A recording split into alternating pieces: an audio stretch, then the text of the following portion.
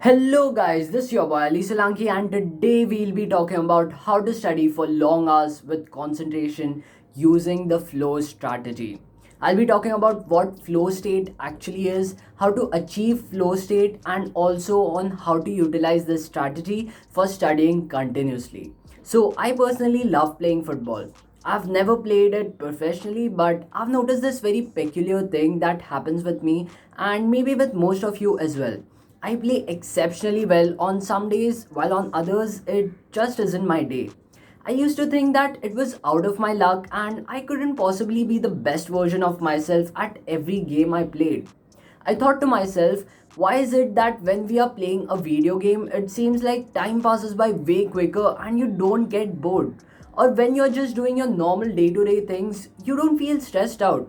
But only when you try to sit and study, you get so bored that even the wall in front of you seems interesting, or maybe you get so stressed out that you aren't able to solve even a single question. If these things have ever happened to you, then watch this video till the end because after this, it's all going to change for good. Now, players in every sport have had such an experience and they describe this intense concentration state as being in the zone.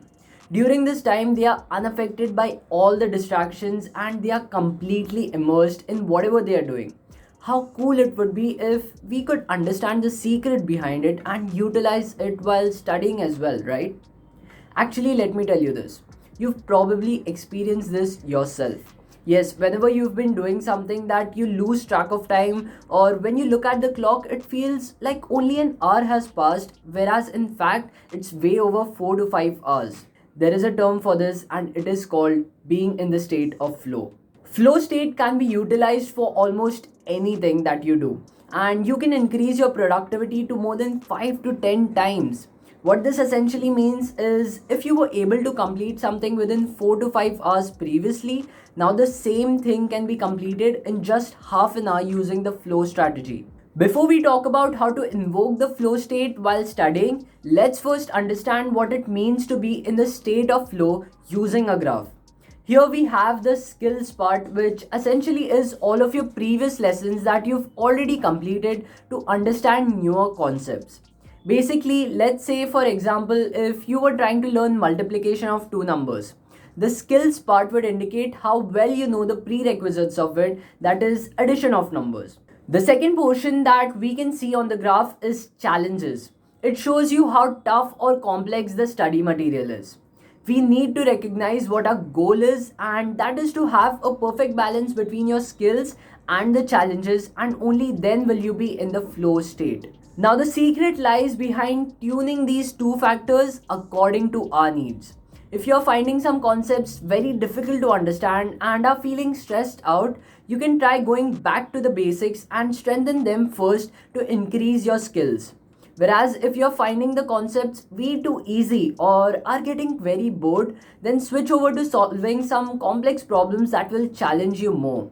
Apart from these things, there are four steps for achieving the flow state. The first and the foremost step is to define your goal.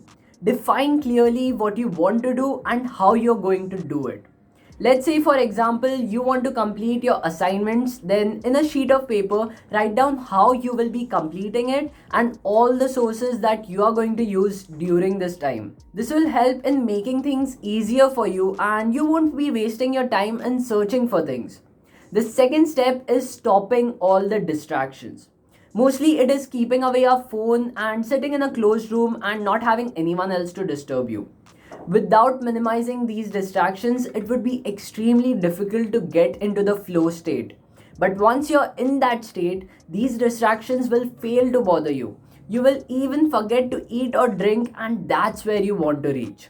The third step is getting quick feedback and knowing your final reward as well. What I mean by this is you should be able to see the results while you're working and also know about the final reward that you will be getting at the completion of the work at hand.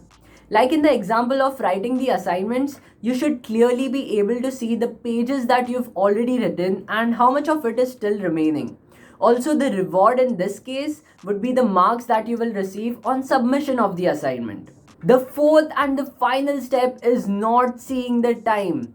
Yes, when you're doing your work, you shouldn't be able to see how much time has already occurred or how much of it is still remaining. Rather, you need to be completely immersed in the process without any sense of time. The essence of flow state is losing the sense of time, without which you will constantly be checking your clock, and that will create a disturbance for you. The state of flow cannot be achieved if you are stressed out, and by checking the time again and again, you pressurize yourself and demotivate yourself. Now, let's talk about how to invoke the flow state within a group. Flow state isn't just for individuals, it can be performed in groups as well. Actually, we all do this. Whenever you have an exam, the last minute learnings that your friends provide are often the most valuable ones, and you are most likely to remember them better as well. Those last minute group studies are often the most productive ones and bring out the best in each of us. Not because they are great teachers or they have taught you in a different manner, but because they invoke the flow state unknowingly. The same concept of flow happens here as well.